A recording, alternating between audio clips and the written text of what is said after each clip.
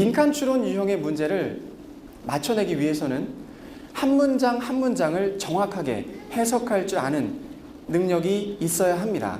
그러기 위해서는 문법이 정확하게 학습되어야 합니다. 그리고 두 번째 목적은 바로 내신입니다. 중등 과정에서 내신이 중요한 이유는 크게 세 가지가 있습니다. 첫 번째는 중등 과정에서는 학생들이 수능과는 달리 고등학생들과는 달리 수능과 같은 자신의 실력을 평가해 볼 수 있는 지표가 없기 때문입니다. 그렇기 때문에 내신을 통해서 본인의 실력을 끊임없이 확인을 하게 됩니다. 내신이 굉장히 중요하고요. 두 번째는 첫 번째 아이디어와 연계가 되어 있는데 고등학교 실력과 연계되는 영역이기 때문입니다.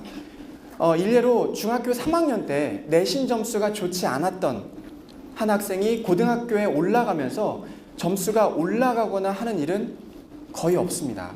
대부분의 학생들이 점수가 떨어지게 되는데 이는 중학교 3학년 때까지 내신 점수의 관리를 잘 해야 고등학교 때도 좋은 점수가 유지된다는 것을 보여주고 있습니다.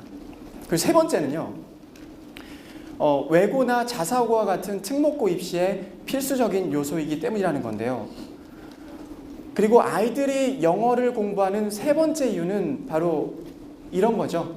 탭스나 토플, 그리고 밑에 한 가지가 더 있었는데 니트라는 시험이 있었어요. 니트는 사망하셨습니다. 그래서 올해부터 제가 뺐고요. 이제 탭스와 토플을 제가 적어 놓았는데 토플 같은 경우는 솔직하게 말씀을 드리면 우리나라의 많은, 특히 대치동에 있는 많은 6학년 학생들, 그리고 길게는 중학교 저학년이나 중학교 2학년 때까지 토플을 공부를 합니다.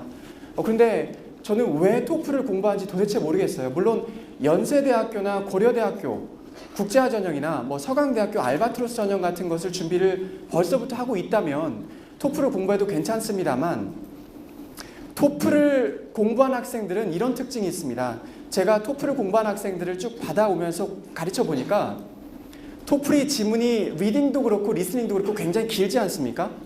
그러다 보니까 아이들은 정확하게 한 문장 한 문장을 해석할 줄 아는 능력이 굉장히 떨어집니다. 대신에 수능보다는 탭스보다는 적어도 4배에서 5배 정도 긴 분량의 지문을 처음부터 끝까지 훑어서 대강의 내용을 파악하는 능력만 향상되게 됩니다.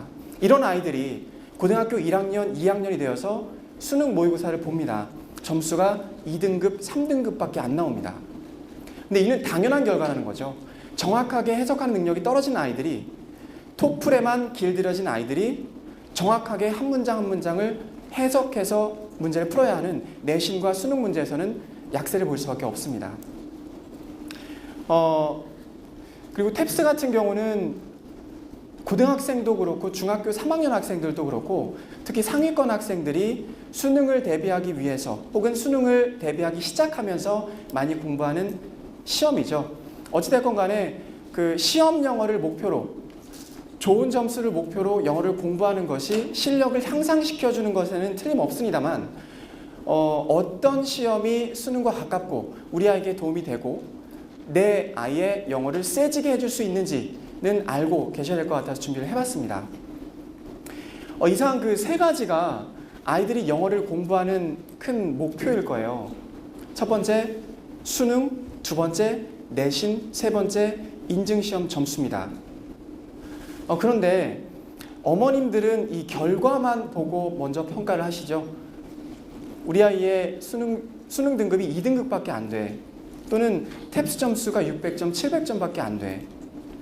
결과만 보고 판단하시는데 그 결과물들을 보시기 전에 저는 먼저 아이들의 실력의 근간이 되는 이 두 가지를 먼저 보시라고 말씀을 드리고 싶어요. 조금 진부한 이야기일 수도 있는데 문법과 어휘입니다. 제가 어휘의 중요성을 강조하는 데 있어서 아이들에게 항상 해주는 두 가지 이야기가 있어요. 첫 번째 이야기는 한 고등학교 2학년 학생의 일화입니다. 어느 고등학교 2학년 학생이 있었어요. 그 학생은 고2 3월 모의평가 점수가 54점이 나왔습니다. 굉장히 좌절에 빠졌죠. 어떻게 하면 이 점수를 높일 수가 있을까 고민을 하다가 과외를 해야 되나 어머니께 말씀을 드려봤는데 돈이 없대요. 집안 형편이 안 돼서 과외도 안 되고 주변에 학원도 많지 않았습니다. 그래서 이 학생은 혼자 공부하기로 결심을 합니다. 인강이 아니고요. 단어만 외우기 시작을 했어요. 그래서 10월 모의평가에서 약 7개월, 6에서 7개월의 기간 동안 1600개의 단어만 달달 외웠습니다. 1600개의 단어만 외웠더니 10월 모의평가에서 54점이었던 점수가 85점으로 올라갔습니다. 문법도 하지 않고 리딩 스킬 이런 거 다 필요 없고요. 단어만 외웠더니 점수가 85점까지 뛰어 올랐습니다. 2등급과 대략 3등급 사이 컷 정도 될 거예요. 단어가 이렇게 중요합니다. 방금 말씀드렸던 그 고등학교 2학년의 이야기는 바로 제 이야기입니다. 제가 아이들에게 단어의 중요성을 강조하면서 보여주는 책이 제가 오늘 갖고 왔는데요.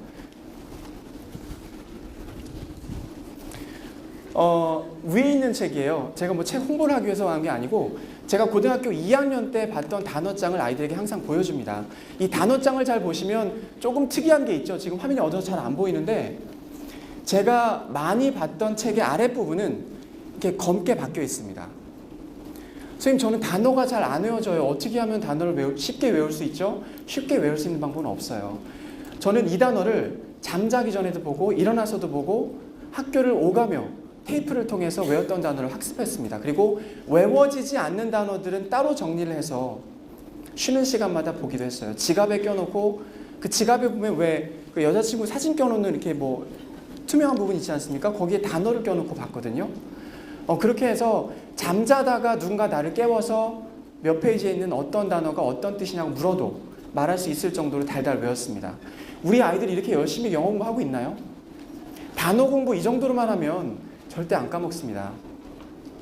까먹는다는 점이 굉장히 영어 학습에 있어서 중요한데 아이들이 초등학교 때부터 중학교 2학년 때까지 열심히 공부를 했는데도 불구하고 내신 점수가 하락하고 수능 등급이 2등급, 3등급을 찍어버리는 이유는 아이들이 배웠던 내용을 까먹기 때문입니다. 제가 아이들에게 단어의 중요성을 강조하면서 이야기하는 두 번째 이야기는 그 암기와 관련된 부분인데요. 지금 중학교 1학년인 학생이 고등학교 3학년이 될 때까지 수능 시험을 보는 그날까지 하루에 하나의 단어를 외워서 그 단어를 까먹지 않을 수만 있다면 수능 시험은 만점일 거예요. 하루에 하나씩 외우면 대략 중학교 3학년 약 1000개 정도 외울 수 있죠. 그리고 고등학교 3학년 1000개 외울 수 있습니다. 제가 고등학교 2학년 6개월 동안 외웠던 단어가 몇 개라고 말씀드렸죠? 1620개였습니다. 지금 현재 상태에서 아이들의 실력을 세지게 하기 위해서 또는 3등급에서 2등급으로 2등급에서 1등급으로 가기 위해서 외워야 되는 단어 수 많지 않습니다. 뭐 고교 3학년, 2학년 평균 단어 수 외워야 되는 단어 수가 3000 몇 개라고 하는데 대부분은 한 3분의 1은 알고 있는 단어라고 친다면 아이들의 실력과 성패를 좌우할 외워야 되는 단어의 수는 약 2000개 정도가 되지 않습니다.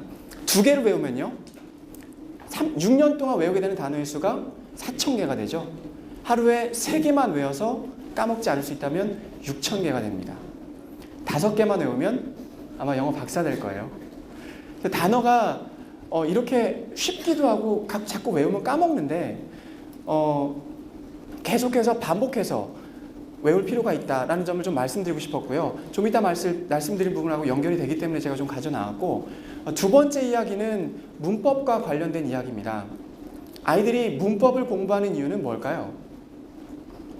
문법이 중요한 건 아는데 그리고 문법이 영어 문장을 이루는 기본적인 규칙의 집합인 것도 맞습니다. 그렇기 때문에 문법을 공부해야 되는 건 맞는데 아이들의 입장에서 보았을 때 문법을 공부해야 되는 이유는 단 하나입니다. 그렇죠. 내신 점수를 잘 받기 위해서죠.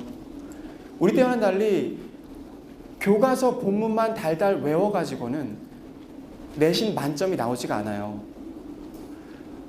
상위권 학생들을 가려내는데 굉장히 중요한 도구로 사용되고 있습니다. 리딩도 아니고 리스닝도 아니고 문법을 학교 선생님들이 사용합니다. 이 얘기는 거꾸로 이야기하면 영어에 있어서 상위권 점수로 올라갈수록 아이들이 문법이 약하다는 얘기예요.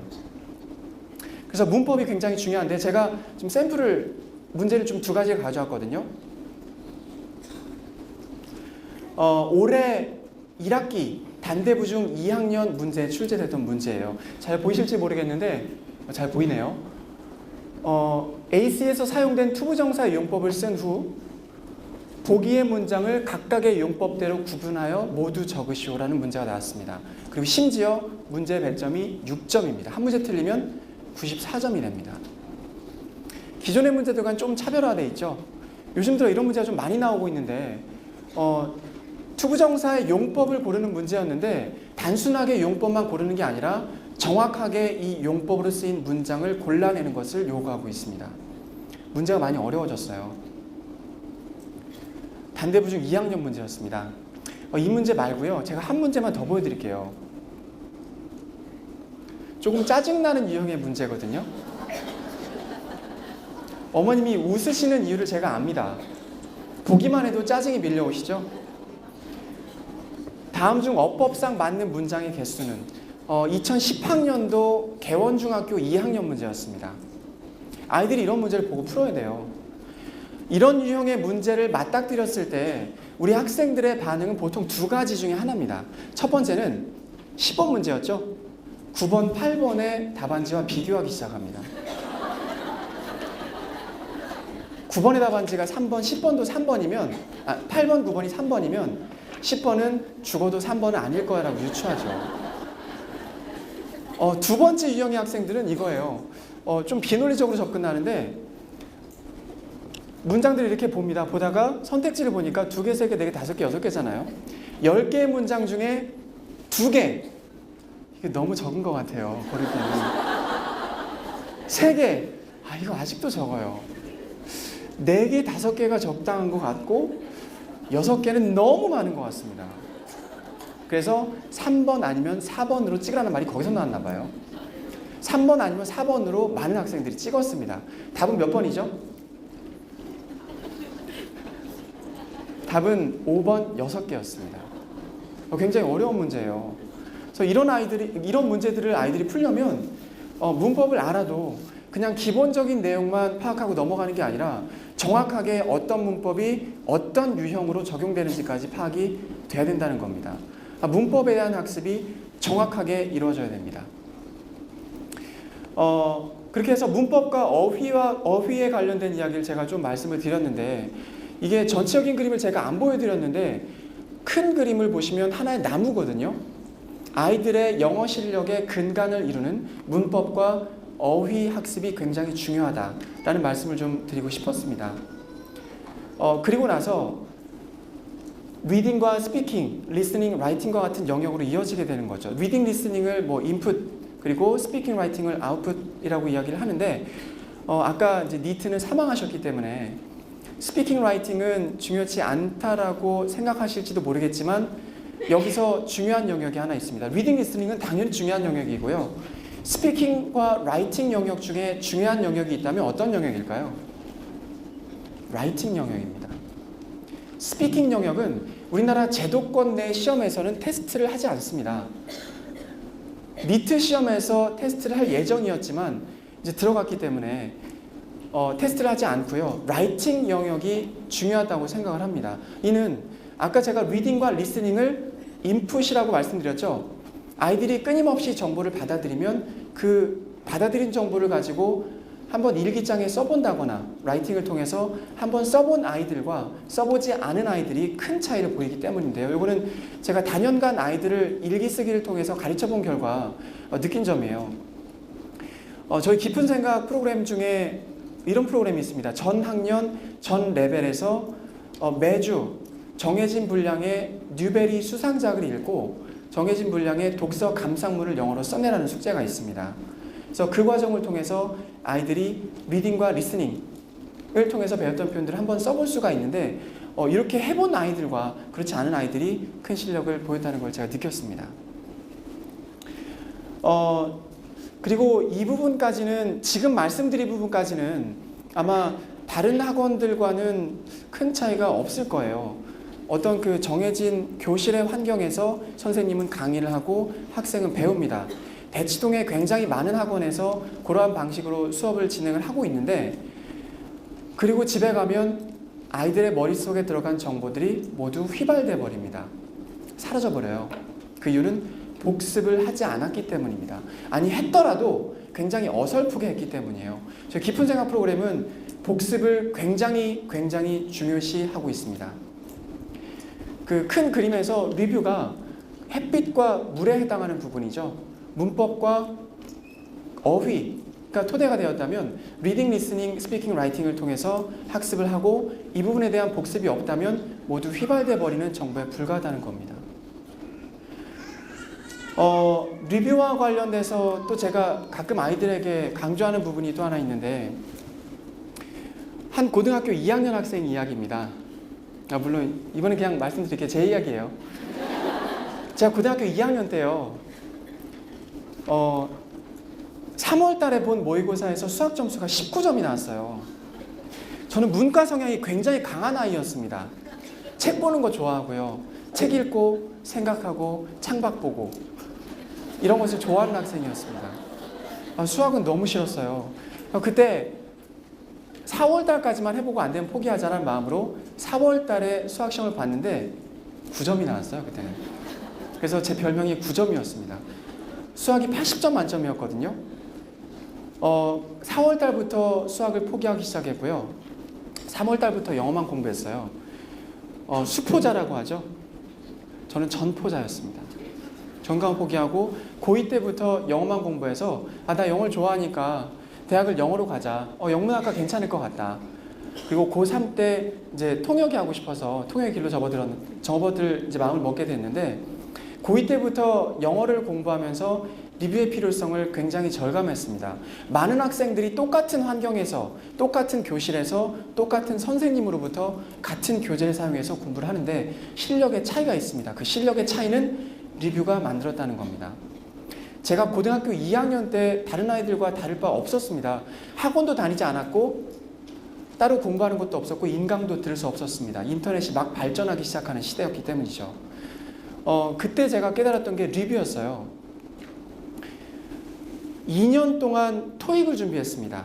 저는 어학특기생으로 대학에 진학을 했는데 처음에 670점 정도가 나왔어요. 고등학교 2학년 4월 달에 본 토익 점수가. 근데 제가 고등학교 3학년 여름까지 점수를 만들어야 됐는데 이 리뷰 노트라는 것을 통해서 공부를 제가 했거든요. 제가 노트를 좀 보여드릴게요. 고등학교 2학년 때 제가 노트를 좀 가져왔거든요. 고등학교 2학년, 3학년에 걸쳐서 23권이라는 노트를 만들었습니다.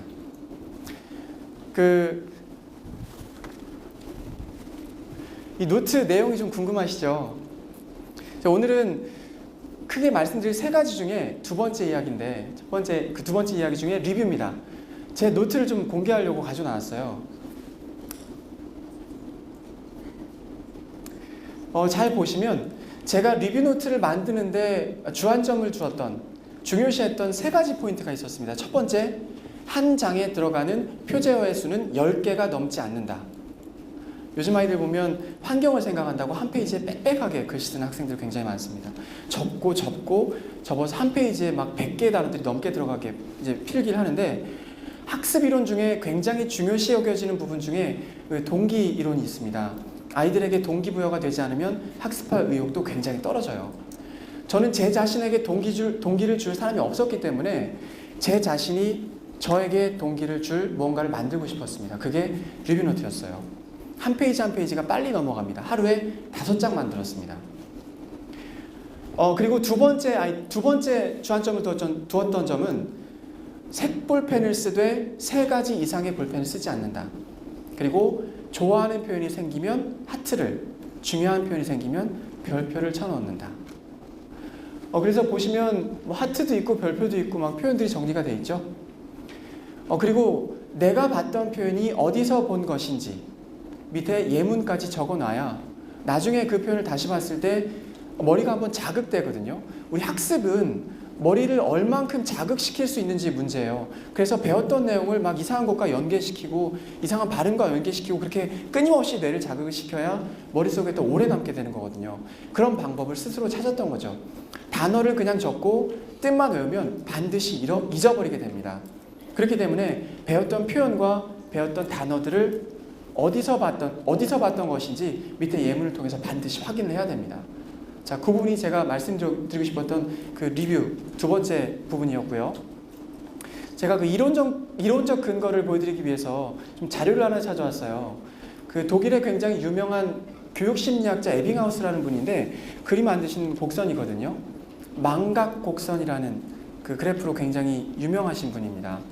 이 그래프는 바꿔 말하면 복습 그래프라고 또 말씀드릴 수 있을 것 같은데 Y축은 머릿속에 남아있는 데이터의 총량이고요. X축은 시간입니다. 시간이 지남에 따라 공부를 한 번 한 학생들은 굉장히 가파르게 머릿속에 남아있는 데이터의 양이 줄어들고 있음이 보입니다. 그리고 다시 한번 복습을 하게 되면 그 맨 위쪽에 있는 요 점이죠. 다시 한번 복습을 하게 되면 머릿속에 남아있는 데이터의 양이 시간이 어느 정도 지나도 조금은 더 남아있게 됩니다. 다시 한번 복습하게 되면 더 장기간 많은 양의 데이터가 머릿속에 남게 된다는 이론입니다. 단적으로 말씀드리면 영어는 암기 과목이에요. 얼마나 많은 양의 공부를 했는지가 그것도 중요하지만 얼마나 그 정보들이 오랫동안 남아있는지가 중요한 과목입니다. 그렇기 때문에 리뷰가 중요합니다. 복습 철저히 시켜야 됩니다. 한 번, 두 번이 아니라 내용 세 번, 네 번이라도 물어봐야 됩니다. 저희 깊은 생각이 약속드릴 수 있는 프로그램 중에 하나가 그 리뷰입니다.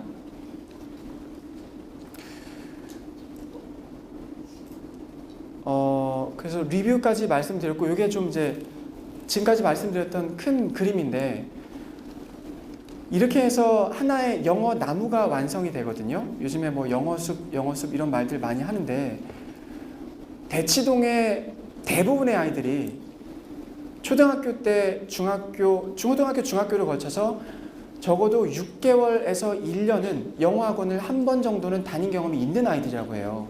그런데 중학교 2학년에 들어가면서 아이들의 내신 점수가 하락하기 시작합니다. 어떤 아이들은요, 외국 거주 경험이 1년, 2년이 있는데도 내신 점수가 안 나온다고 하소연하세요. 그 이유가 뭐라고 생각하십니까? 영어 공부를 굉장히 오래 했고, 영어 유치원도 다니고, 토플 학원도 다니고, 영어 공부만 줄 잡아서 한 5년, 6년을 한 아이들이 내신 점수는 안 나오고 고등학교 1학년, 2학년에 들어가서 수능 등급이 2등급, 3등급을 찍어버립니다. 굉장히 오래 열심히 했다고 생각하는데 아이들은 패닉 상태에 빠집니다. 어머님도 빠지고요. 저는 이유를 알고 있습니다. 기존의 대치동의 영어 학습 방법이 잘못됐기 때문이에요. 지나치게 토플 위주의 긴 지문 그리고 정독보다는 통독을 우선시하는, 다독을 우선시하는 아이들은 정독도 되지 않습니다. 요즘 수능 문제 점점 더 한 문장 한 문장을 중요시 여기는 문제들이 출제되고 있습니다. 한 문장을 정확하게 해석할 수 있는 것이 문제의 당락을 결정합니다. 숲을 보는 것도 중요하지만 그 먼저 나무를 파악하는 것이 굉장히 중요합니다. 대치동의 학원이 굉장히 많죠. 영어 학원만 해도 수백 개, 수천 개가 되는 걸로 알고 있는데